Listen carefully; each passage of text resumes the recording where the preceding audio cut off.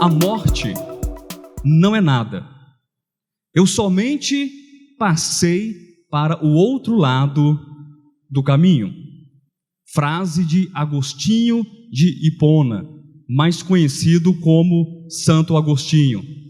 A mais doce de todas as companheiras da alma é a esperança.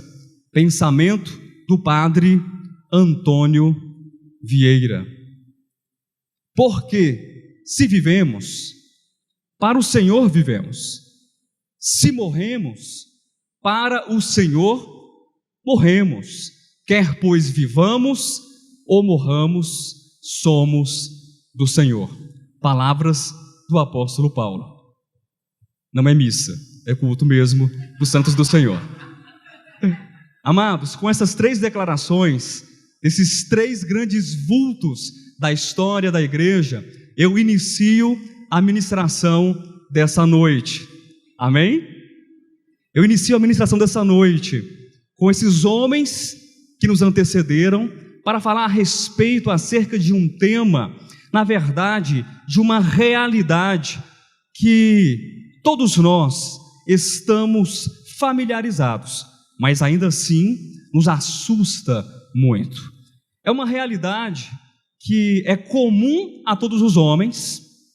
A partir do momento que nós nascemos, nós já nos deparamos com essa possibilidade, com essa realidade. E essa realidade, ela nivela a todos os homens. Não importa se você é rico, se você é pobre, não importa se é homem, se é mulher, se é jovem ou se é velho, não importa se é branco, se é negro, se é amarelo, se é vermelho, essa realidade, ela faz todos os homens comuns quando nós a enfrentamos, ou quando nós nos deparamos diante dela. Já sabem que realidade é essa? É a morte. Nós estamos familiarizados, sim, com a morte, porque afinal de contas, nós, de certo modo, estamos cercados por ela. Sim ou não, pessoal? Quem aqui nunca presenciou alguém próximo ou mesmo um conhecido falecer? É algo comum a todos nós, essa experiência. Mas eu quero falar a respeito da morte nessa noite, mas não de uma maneira talvez costumeira, de uma maneira geral. Eu escolhi um outro caminho para falar sobre a morte. Nós poderíamos falar sobre a morte em várias perspectivas, olhando para a morte a partir de vários ângulos. Nós poderíamos falar sobre a morte a partir de uma perspectiva científica ou epistemológica, porque afinal de contas, o que é a morte? Não é a suspensão da vida dessa existência humana? E há vários tipos de morte. A pessoa morre, de repente, pelo quê? Uma parada cardíaca. Então, morreu. A pessoa morre por uma parada respiratória. Então, morreu. Uma parada cardiorrespiratória, morte cerebral, tiro, faca, afogamento. São incontáveis os tipos de morte. Nós poderíamos falar sobre centenas e centenas e centenas de formas de uma pessoa morrer. Mas as Escrituras nos falam também sobre a morte. Não apenas como uma realidade comum a todos nós, mas também do ponto de vista protológico, ou da origem da morte em relação às Escrituras. Quando nós recorremos ao texto sagrado, Romanos capítulo 5, versículo 12, está escrito que por um homem apenas, o pecado ele adentrou, o pecado ele entrou no mundo, e com o pecado o que veio? A morte a todos os homens, porque todos os homens pecaram. Essa é a palavra das Escrituras, esse é o argumento, a verdade das Escrituras em relação ao início da morte. Mas uma outra perspectiva também que poderíamos abordar e falar a respeito da morte, do ponto de vista escatológico, a Escritura também afirma, e é um texto que foi lido no início, que a morte, 1 de Paulo aos Coríntios, capítulo 15, versículo 54, a morte, ela será vencida. Por fim, a morte será vencida. Tragada foi a morte pela vitória. Apocalipse, o último livro também do Novo Testamento, declara no capítulo 20, versículo 14, que não apenas o inferno, mas também a própria morte foram lançados no lago de fogo e enxofre. Isso do ponto de vista escatológico. Mas o mais importante para nós não é a ciência sobre a morte, não é a origem sobre a morte, ou mesmo a escatologia. Eu quero falar a respeito da morte, mas em um outro viés.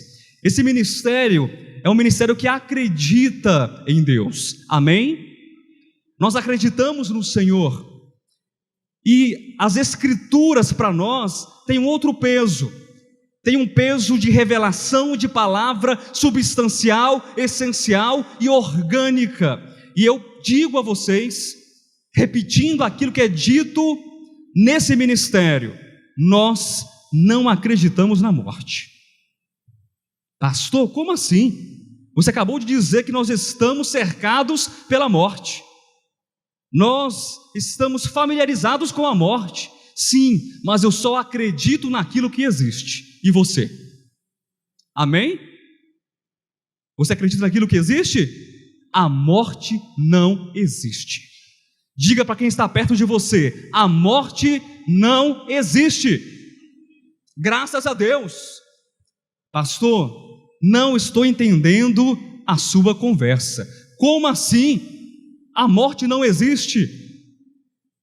E eu declarava agora há pouco que esse ministério acredita em uma visão das Escrituras, que é a verdade orgânica, a verdade substancial e a verdade essencial das Escrituras. E nós, quando lemos as Escrituras, quando nós tomamos a palavra de Deus revelada, nós entendemos que a morte não existe. E eu explico para você. Você existe, porque você foi criado por Deus. Diga amém. A formiguinha, eu sempre gosto de falar da formiguinha, ela existe. Por quê? Porque a formiguinha foi criada por Deus. Os anjos existem. E por que eles existem? Porque eles foram criados por Deus. E a morte, bispo Josué, ela não foi criada por Deus? Não, em absoluto, em hipótese alguma. A morte não foi criada por Deus. Portanto, em consequência a essa afirmação, nós podemos dizer, alto e bom som, categoricamente, que a morte não existe. Mas somos afetados, por isso que você diz que não existe. E é sobre isso que eu quero falar com vocês nessa noite. Eu quero que você compare essa mensagem que está sendo dita a uma peça de teatro. Não apenas a uma peça de teatro qualquer, mas uma peça de teatro onde existem 3 atores. Um protagonista, um antagonista e um ator coadjuvante. Eu quero que você se enxergue no palco dessa existência chamada vida humana como um coadjuvante, e você enxergue o ator principal, o protagonista, que não é a morte, mas é o próprio Cristo, e a morte que está cercando, está rondando como a antagonista dessa história. E é interessante quando nós falamos que a morte não existe, mesmo as Escrituras falando de maneira personificada a respeito da morte, ou mesmo quando nós lemos nas revistas, ou vemos um desenho nos quadrinhos, ou um filme, aquele ser personificado de capuz, um ser esquelético com uma grande foice na mão, que está tentando ceifar a vida de cada um de nós. É uma personificação. Então, quando eu falar sobre morte de maneira personificada, não entenda que eu estou dizendo que a morte é um ser, que a morte é uma existência, que a morte é uma consciência. Mas muito bem, voltando, nós estamos em uma peça, nós estamos em um teatro. Há 3 atores. Quem são? O protagonista da história, quem é? É Cristo. O antagonista é a morte. E o ator coadjuvante, quem é? É você. Você está cercado desses 2 atores. Agora a grande questão é: qual é a minha visão a respeito de cada um deles? A grande questão é: como eu me posiciono? Como meu coração reage? Como eu entendo a minha existência à luz de Cristo e à sombra da morte? Que se abram as cortinas. E aproveitando que as cortinas foram abertas, abra sua Bíblia na 1 de Paulo aos Coríntios, capítulo 15, versículo 54. Quem achou, diga amém. Graças a Deus. Repetindo, 1 de Paulo aos Coríntios, capítulo 15, versículo 54. Enquanto os irmãos acham esse texto, eu quero comparar essa mensagem a um teatro, e a nossa existência a esse teatro, com esses 3 personagens. Nós teremos 3 atos na mensagem de hoje, amém? Nós teremos 3 atos, 3 cenas. Muita coisa será dita nessa ministração, e é bem possível que depois dessa ministração você não se recorde de alguns textos, você não se recorde de algumas frases, você não se recorde de uma boa parte da mensagem da ministração, mas eu quero que você saia daqui nessa noite sabendo se posicionar em cada um desses 3 atos. O primeiro ato eu chamo de uma certeza. Você pode repetir? Uma certeza. O segundo ato eu chamo de uma esperança. Você pode repetir? Uma esperança. E o terceiro ato eu chamo de um propósito. Você pode repetir? Um propósito. Quem achou o texto? 1 de Paulo aos Coríntios, capítulo 15, versículo 54. Diz o texto: e quando este corpo corruptível se revestir de incorruptibilidade, e o que é mortal se revestir de imortalidade, então se cumprirá a palavra que está escrita: tragada foi a morte pela vitória. É um texto belo, sim ou não? Um texto forte, é um texto que nos motiva, é um texto que nos encoraja, é um texto que nos dá esperança. E é muito interessante que o capítulo 15 da primeira carta de Paulo aos Coríntios, há um consenso com os grandes estudiosos das Escrituras, que é o capítulo de ouro, é o capítulo áureo que fala a respeito da ressurreição de Cristo Jesus e também da nossa própria ressurreição, ou daqueles que morrerem, que estão em Cristo e também ressuscitarão. E esse ponto, a ressurreição de Cristo, não é um ponto pequeno, não é um assunto sem importância nas Escrituras e na fé cristã, pois o próprio apóstolo Paulo declarou nessa carta, nesse capítulo, que se Cristo não ressuscitou, vã é a pregação dos apóstolos, vã é a nossa pregação, e a vossa fé também é sem sentido, é vã. Mas quando nós comparamos esse texto, que é um texto tão forte, um texto que nos fala que a morte será vencida, com a nossa realidade, nós percebemos de fato essa vitória, nós percebemos de fato esse encorajamento. Quando você compara esse texto, por exemplo, com outro texto, 1 de Pedro, capítulo 1, versículo 24, que declara que toda carne é como a erva, e toda a sua glória como a flor. Seca-se a erva e cai a flor. Pastor, e o que é a erva? Olhe para os lados, olhe para trás, olhe para você. Tem erva linda aqui nessa noite, erva bonita, erva bem penteada, erva cheirosa, erva muito linda, florida, mas não deixa de ser erva. E por fim, a erva secará e a glória cairá. Tudo irá murchar. Tudo. É isso mesmo, Gil. Tudo murcha nessa terra. Tudo. A erva cai. Tudo. Quando você então compara esse texto da primeira carta de Paulo aos Coríntios, preste atenção, capítulo 15, versículo 54, vocês vão me ajudar? Vão me ajudar?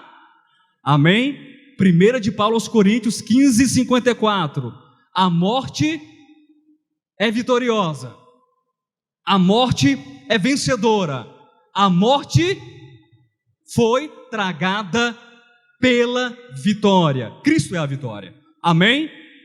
Mas você lê o texto de Pedro, que fala que a carne, que a humanidade é erva. E todos nós estamos o quê? Nós nascemos já morrendo, secando, definhando. Por mais belo que você seja, meu irmão, nós todos estamos o quê? Secando e morrendo. Pastor, mas você não falou que o primeiro ato é o ato da certeza? Certeza de quê? Não estou entendendo. Que certeza é essa? A certeza de que ainda assim, por mais que o nosso estado atual seja de corrupção, a morte não é maior do que a vitória. A morte não é maior do que a vitória. Agostinho disse que a morte não é nada. E por que ele declara que a morte não é nada? Porque ele tem uma contemplação.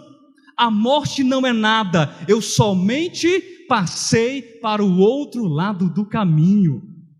Nós estamos em um caminho, amém?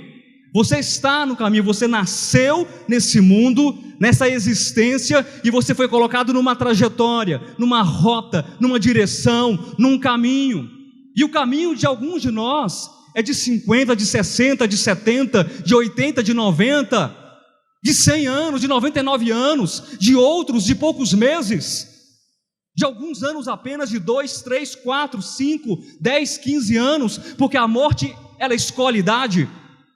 Não, a morte escolhe posição social, a morte não escolhe. Nós estamos em uma rota, nós estamos num caminho, e Agostinho, ele disse, a morte não é nada, eu apenas passei para o outro lado do caminho.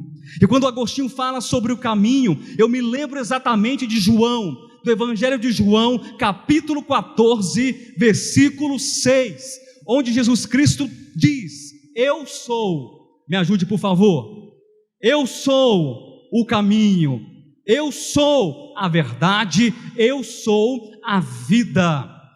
A certeza que nós temos que a morte é menor do que a vida, é porque nós estamos não em qualquer caminho, não em qualquer direção, não em qualquer rota, mas nós estamos no caminho, nós estamos na direção, nós estamos na jornada, na rota certa, chamada Jesus Cristo, o Senhor. E ainda que a nossa existência nessa terra, que de fato é passageira, ela se finde amanhã, ou depois, ou mais tarde, nós sabemos que nós iremos apenas passar para o outro lado do caminho, e a nossa existência pode murchar aqui, a erva vai secar aqui, mas nós temos Cristo como o nosso caminho e como a nossa direção. Amém? Por que temer a morte, se nós estamos no caminho? Por que temer o mal, se nós estamos no caminho? Diz o Salmo 91, 1000 cairão ao teu lado, 10.000 à tua direita, mas tu não serás atingido. Pastor, mas você quer dizer com isso que então a morte não vai me alcançar? Talvez, se você for arrebatado pelo Senhor, mas a grande maioria certamente vai o quê? Ir-se. Vai morrer. Mas o que esse texto quer dizer? Que 1000 caem de um lado, 10.000 à minha direita, mas eu não serei atingido. Tu não será atingido. Esse tu é você, amém? Lembra da nossa encenação, dos 3 personagens? Quem está presente nessa encenação? O protagonista, que é Cristo. Antagonista, que é a morte. E esse tu, você, que não será atingido. Mas mesmo que a morte venha, eu não serei atingido. Eu não consigo entender isso. Isso dá um nó na minha cabeça, dá um nó no meu cérebro. Como assim? Porque a morte, por não ser nada, a morte, por não existir, ela não pode nos atingir. Essa existência humana, ela é pouco demais diante daquilo que está à nossa frente, diante daquilo que está no nosso futuro. Tu não serás atingido. Sabe como compreender melhor esse texto? Salmo 23. Ainda que eu andasse pelo vale da sombra e da morte. Alguém aqui já andou alguma vez nesse vale? Já esteve ali pertinho? Já esteve? Muitos já estiveram. Mas ainda que eu andasse, diz o salmista Davi, pelo vale da sombra e da morte. O que diz? Não temerei mal algum, porque há um outro tu aqui. Tu, o Senhor, o bom pastor, está comigo. Essa é a certeza que nos motiva, queridos. A certeza de que a morte não é capaz de tirar de nós o nosso melhor. A certeza de que a morte não é capaz de tirar de nós o Senhor, a nossa vontade, o nosso desejo de servir, de caminhar, porque nós estamos no caminho da verdade, nós estamos na própria verdade. É essa certeza que está em nós. Eu sei que muitos ficam temerosos em relação à morte, e eu quero dizer para você, alto e bom som, nós não sabemos, é claro, o dia que nós iremos passar para o outro lado do caminho, mas não importa. Passou, isso não importa. Está preparando o nosso coração para alguma coisa? Deus te deu alguma revelação profética? Deus te mostrou alguma coisa? Conta logo, pastor Josué. Não. Mas eu estou dizendo para você que independente de qualquer situação, de qualquer cilada do inimigo, de qualquer adversidade dessa vida, de qualquer coisa que aconteça, 1000 de fato podem cair ao nosso lado, 10.000 à nossa direita, mas nós não seremos atingidos em nosso homem interior, na nossa alma, no nosso coração, no nosso espírito. O nosso ser exterior pode se corromper, como está de fato e de verdade se corrompendo, mas o nosso homem em Deus, espiritual, o nosso coração, nosso homem interior, jamais se abalará, porque nós temos nós temos uma certa convicção de que a morte não pode ser maior do que a vida, e Deus é a vida, Cristo é a vida. Eu quero ler 3 textos com vocês rapidamente. Abra sua Bíblia, na 2 de Paulo aos Coríntios, algumas páginas à frente, capítulo 5, versículos 1 e 2, apenas lê. Sabemos que se a nossa casa terrestre deste tabernáculo se desfizer, temos da parte de Deus um edifício, casa não feita por mãos, eterna nos céus, e por isso, neste tabernáculo gememos, aspirando por sermos revestidos da nossa habitação celestial, se todavia formos encontrados vestidos e não nus. Até o versículo 2, repetindo, e por isso neste tabernáculo gememos, aspirando por sermos revestidos da nossa habitação celestial. Filipenses capítulo 3, alguns livros na frente, versículos 20 e 21, pois a nossa pátria está nos céus, amém? De onde também aguardamos o Salvador, o Senhor Jesus Cristo, o qual transformará o nosso corpo de humilhação para ser igual ao corpo da sua glória, segundo a eficácia do poder que Ele tem até de subordinar a si todas as coisas. Voltando mais uns livros, Romanos capítulo de número 8, versículos 38 e 39. Diz o texto: porque eu estou bem certo. Achou? Porque eu estou bem certo de que nem a morte, nem a vida, nem os anjos, nem os principados, nem as coisas do presente, nem do porvir, nem os poderes, nem a altura, nem a profundidade, nem qualquer outra criatura poderá separar-nos do amor de Deus que está em Cristo Jesus, nosso Senhor. Os anjos não podem nos separar do amor de Deus que está em Cristo Jesus. O presente não pode, os problemas não podem. O que mais não pode? A morte não pode, porque a vida é maior do que a morte. Eu quero que você se enxergue nesse ato, nessa primeira cena entre esses dois atores, Cristo como o protagonista e a morte como antagonista. E eu quero que você se veja agora coberto por Cristo. Eu quero que você se veja completamente tomado pela vida de Deus, sabendo que a nossa certeza não é uma mera certeza humana.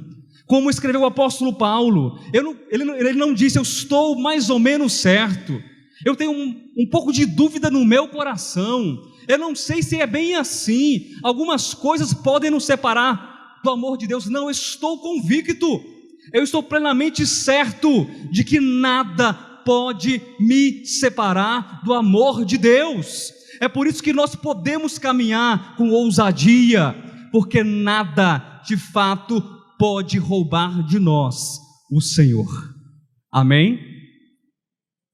Primeiro ato é uma certeza de que a morte, ela não é maior do que a vida. Vamos caminhar para o segundo ato. O segundo ato é o ato de uma esperança. E o padre Antônio Vieira disse a respeito da esperança: a mais doce de todas as companheiras da alma é a esperança. Por que será que a mais doce de todas as companheiras da alma é a esperança? Porque o homem que não tem esperança, de fato, esse homem está morto. De fato, esse homem já morreu. Abra sua Bíblia, por favor, em Colossenses capítulo 1,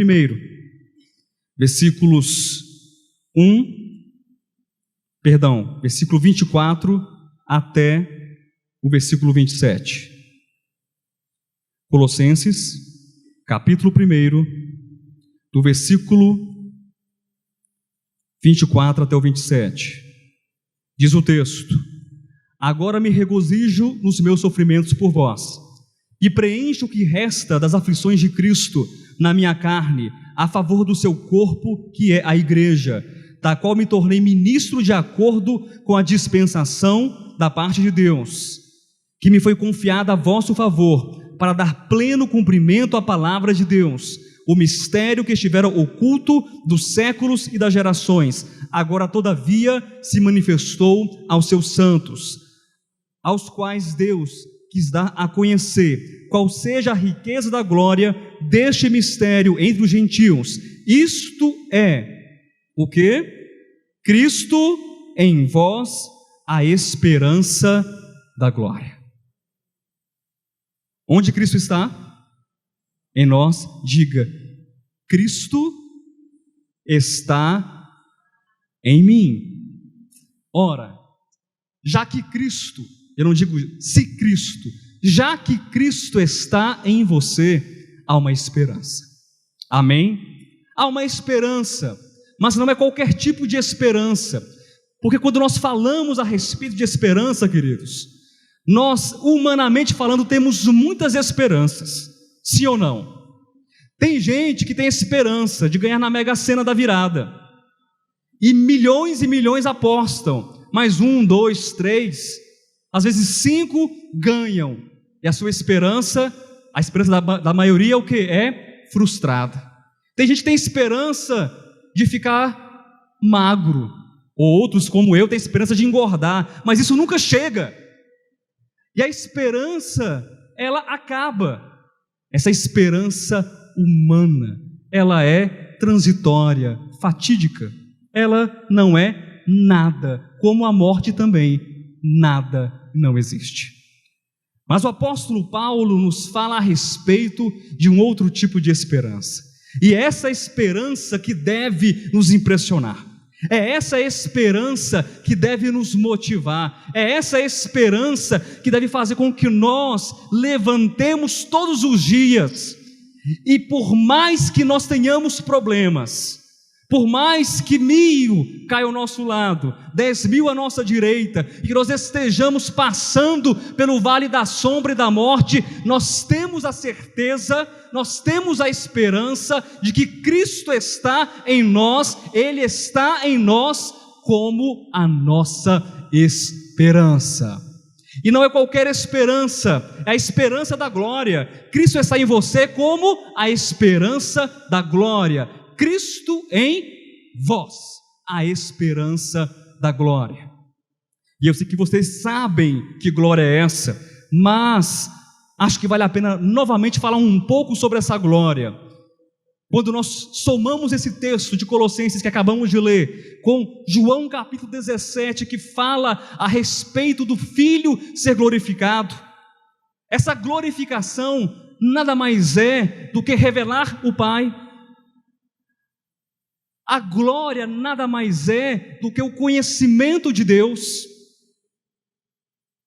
Quando o mundo olhar para nós e o mundo conseguir enxergar mais de Cristo em nós, mais de Jesus em nós, essa esperança que virá, que é escatológica, que é futura, já estará se manifestando no presente, no hoje, sendo nós a revelação da glória de Deus.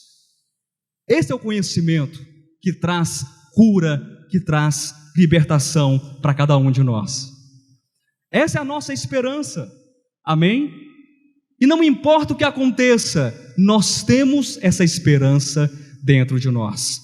Em outubro nós teremos uma ministração que eu sei que será riquíssima aqui nesse ministério. Será a conferência de outubro, porém.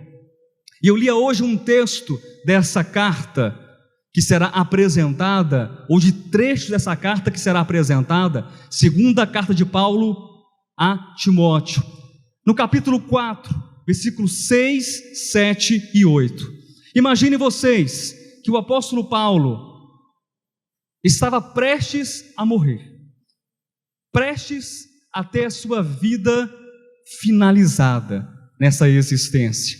E no versículo 6 do capítulo 4, Paulo, ele já declarava que o seu fim estava próximo. Sabe como diz o versículo 7? Alguém se recorda de cabeça? Eu vou tentar citar para vocês de cabeça. Versículo 6, ele diz que a sua chegada, a sua partida, melhor dizendo, estava próxima. Aí o versículo 7, eu estou muito triste, estou desanimado, estou decepcionado, porque eu vou morrer, em breve eu vou morrer, e eu estou desesperado, eu estou enlouquecido, eu não sei o que eu vou fazer da minha vida, porque tudo acabou para mim agora. Quais são as palavras do apóstolo Paulo? Ele se coloca, não se esqueça que você é um coadjuvante de uma história. Olha um exemplo de vida, olha um modelo para nós. O apóstolo Paulo se coloca em pé, como um bom soldado de Cristo, e ele diz, e ele fala: combati o bom combate, completei a carreira, guardei a fé. E no versículo 8 ele diz que a coroa da justiça estava guardada, estava reservada para que Deus a entregasse a ele naquele dia. Mas não somente para Paulo, mas essa coroa também é para todos quantos amam a vinda do Senhor. Nós temos uma esperança firmada no nosso coração. Nós temos uma esperança porque nós somos cidadãos dos céus. Nós temos uma esperança porque nós somos da linhagem e da descendência de Abraão, não dessa descendência humana e terrena. Pastor, mas eu não sou judeu. Eu sei que você não é judeu, mas olhe para as estrelas do céu. São poucas ou são muitas? São muitas. São muitas. E a nossa esperança é porque nós estamos em Cristo, e a nossa esperança é porque nós somos eleitos do Senhor, a nossa esperança é porque nós somos descendentes de Abraão, não pela carne, mas pela fé, e pelo mesmo Espírito que estava em Abraão. A nossa esperança é Cristo, que é a nossa ponte, que é a nossa torre forte, que é a nossa âncora segura nos céus, que é o nosso alicerce, que é a nossa base, é o nosso porto seguro. A nossa esperança é Jesus Cristo em nós, a esperança da glória, porque um dia essa terra será cheia da glória de Deus. Diga amém. Um dia essa terra será cheia do conhecimento de Deus. Diga amém. Mas como será isso, pastor? Como a terra será cheia? É porque existe esperança dentro de nós. Esperança não por dias melhores, não por uma economia melhor, não por um futuro melhor humanamente falando, que isso pode acontecer ou não, mas há uma esperança dentro de nós, chamada Cristo Jesus, e essa esperança está crescendo, essa esperança está se multiplicando, está aumentando, está nos governando e tomando a nossa existência, e por fim, essa esperança encherá toda a terra. A nossa esperança está firmada em Cristo, porque é o próprio Cristo. A certeza de que a morte não é nada, eu tenho essa certeza porque eu tenho uma esperança. A base da minha esperança é a minha certeza. Mas eu não tenho apenas esperança, eu não tenho apenas certeza. Nós agora iremos entrar no terceiro ato. O primeiro ato é o ato da certeza. Você está plenamente certo de que a morte não é nada? Você está certo disso, pastor? Eu não estou certo. Então fique certo disso, que a morte não é nada.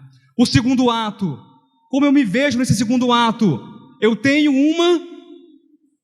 eu não ouvi, uma esperança de ganhar na loto, esperança do Brasil ganhar as duas seleções. Essa é a esperança? Que esperança nós temos? É Cristo, a esperança da glória. E há um terceiro ato. Abra a sua Bíblia, por favor, em Romanos, capítulo 14, versículo 8. O terceiro ato é o propósito. Um propósito. Romanos, capítulo 14, versículo 8. Diz o texto: porque se vivemos, para o Senhor vivemos. Se morremos, para o Senhor morremos. Quer pois vivamos ou morramos, somos do Senhor. Romanos capítulo 8, versículo 18. Porque para mim tenho por certo que os sofrimentos do tempo presente não podem ser comparados com a glória a ser revelada em nós. A minha certeza é de que a morte não pode ser maior do que a vida. A morte não existe, a morte não é nada. A minha esperança é Cristo em mim, a esperança da glória. E qual é o meu propósito? Que propósito você tem? Qual é o nosso propósito? É interessante que Paulo, ele fala no versículo 8 do capítulo 14, de uma maneira que abrange tudo. Se eu vivo para quem? Conforme o apóstolo Paulo, porque se vivemos, vivemos para o Senhor, vivemos para Deus. E se morremos, também. O que o apóstolo Paulo quer dizer com isso? Que não importa o que aconteça, você nasceu com um propósito. Você nasceu com um propósito de revelar a Deus. Você nasceu com um propósito de ser útil ao Senhor. Você nasceu com um propósito de ser escravo de Cristo, de ser servo do Senhor, de ser alguém que revele Deus. Essa é a nossa razão. Esse é o nosso objetivo. Esse é o nosso propósito. O propósito de servir a Deus. Cristo é o centro das nossas vidas, amém? Nós temos um projeto aqui chamado Cristocêntricos. Onde é que estão os cristocêntricos? Tem alguém aqui? Só os irmãos que são cristocêntricos. O restante da igreja, ninguém é. Só os irmãos, só os jovens. Pelo menos os jovens são cristocêntricos. Onde estão os cristocêntricos dessa igreja? Amém. O que isso significa? Ser cristocêntrico. Ter Cristo como o centro. De quê? De tudo. Cristo é o centro do meu casamento?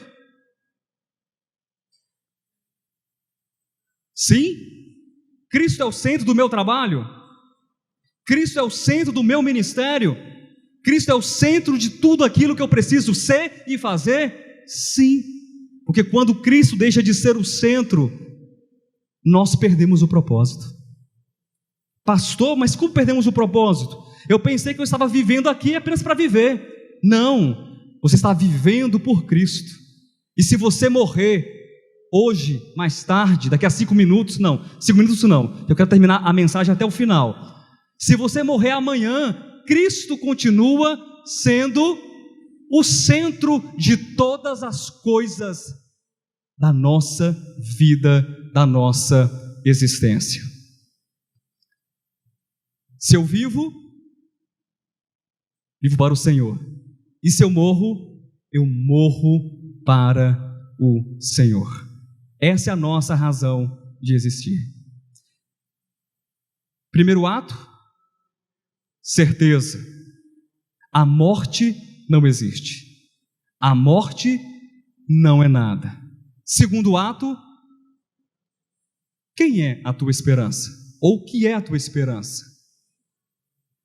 Ao falar sobre a esperança, Paulo, ele diz nesse capítulo de ouro da ressurreição, no versículo 19, que se a nossa esperança, ele falava sobre aqueles que tinham medo de não ressuscitar, se a nossa esperança em Cristo, ela se limita apenas a esta vida, nós somos os mais infelizes de todos os homens. A esperança, de fato, é a mais doce de todas as companheiras da alma, do coração humano. Terceiro ato, nós temos um propósito. Qual é o teu propósito? Revelar a Cristo, servir a Cristo, amar a Cristo, que as pessoas vejam Cristo em você.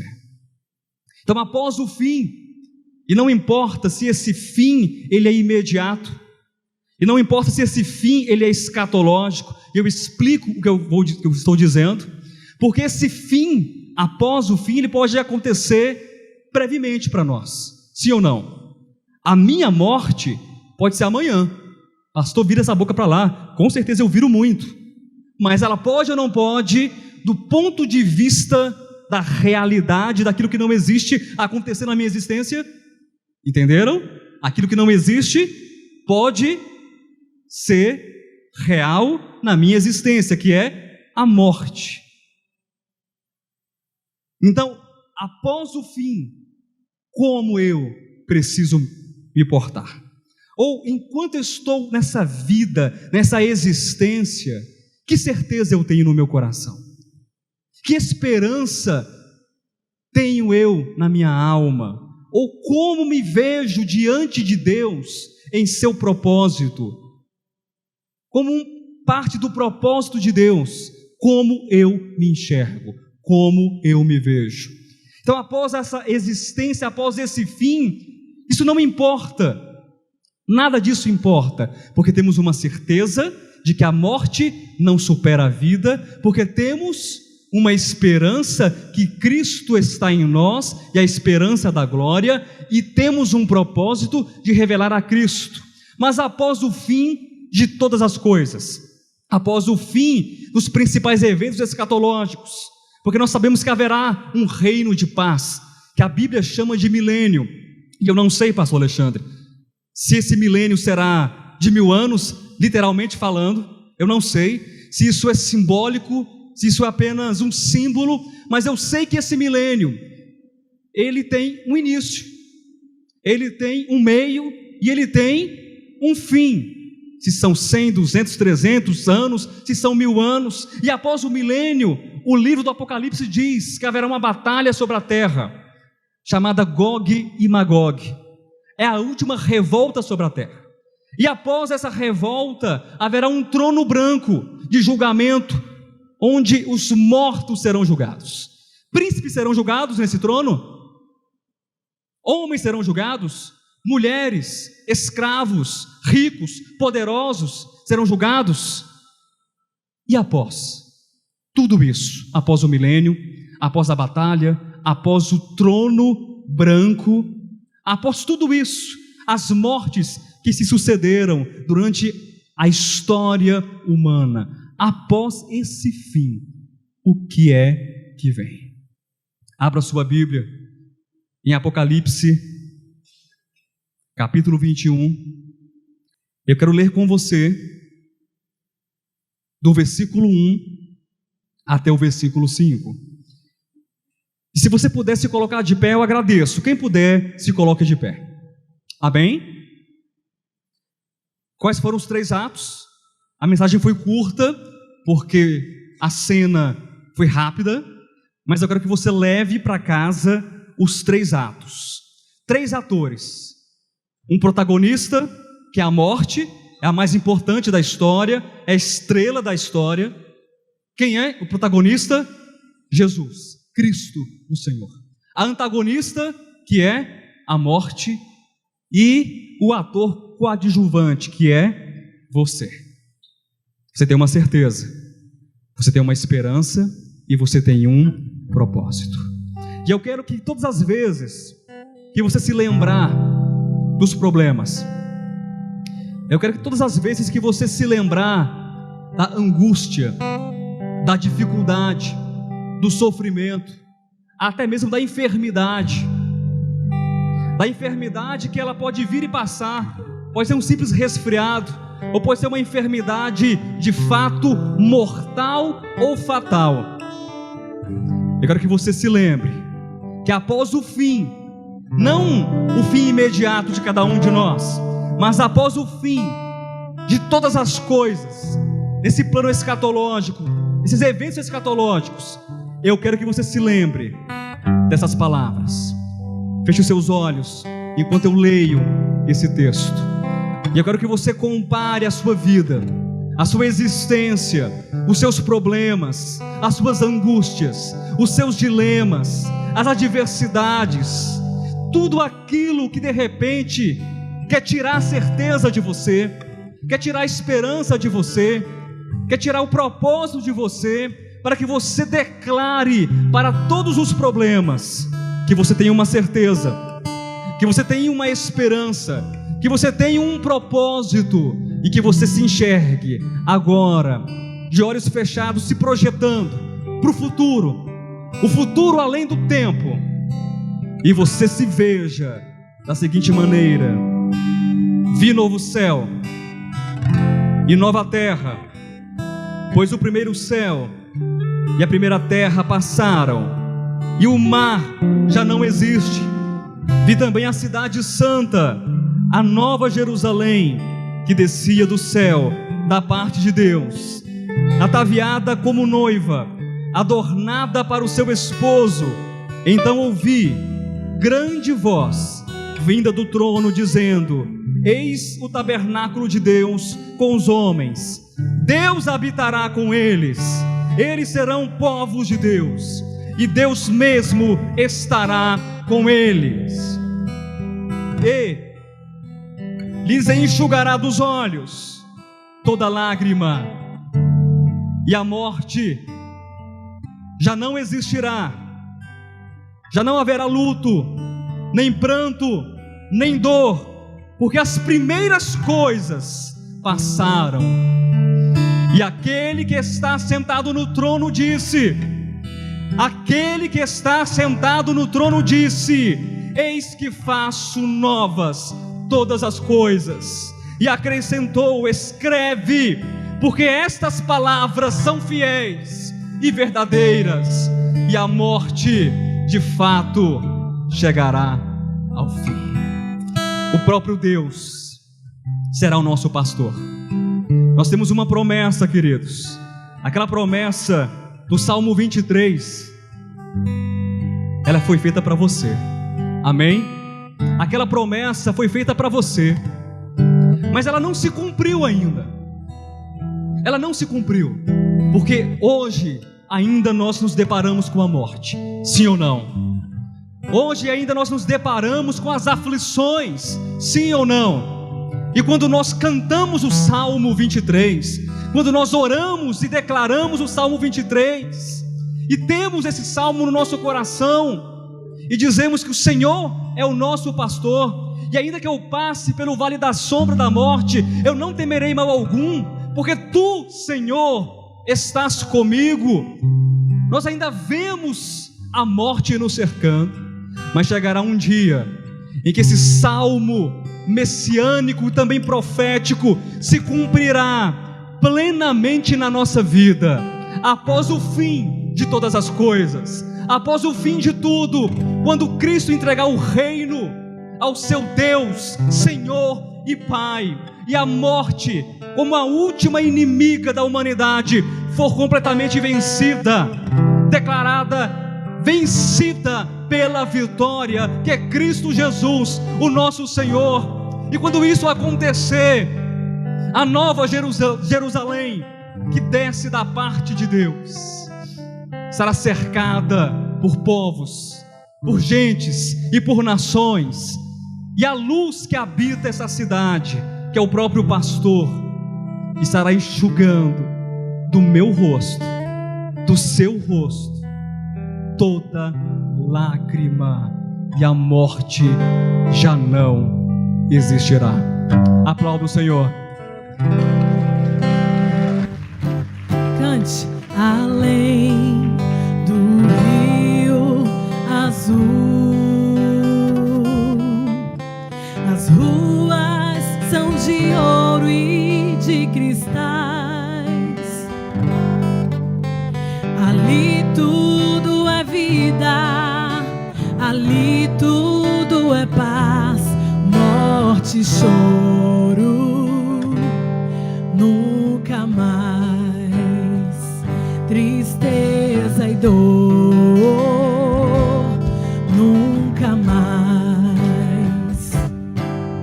Além do rio azul, as ruas são de ouro e de cristais.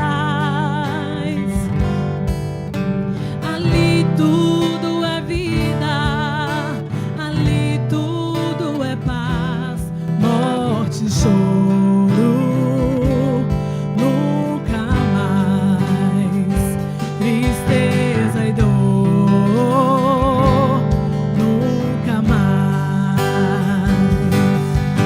Verei o grande rio da vida, claro como um cristal.